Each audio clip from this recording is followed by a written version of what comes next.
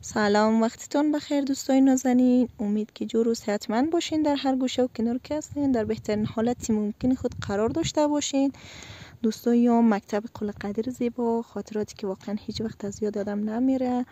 12 سال درس را اینجا خواندیم.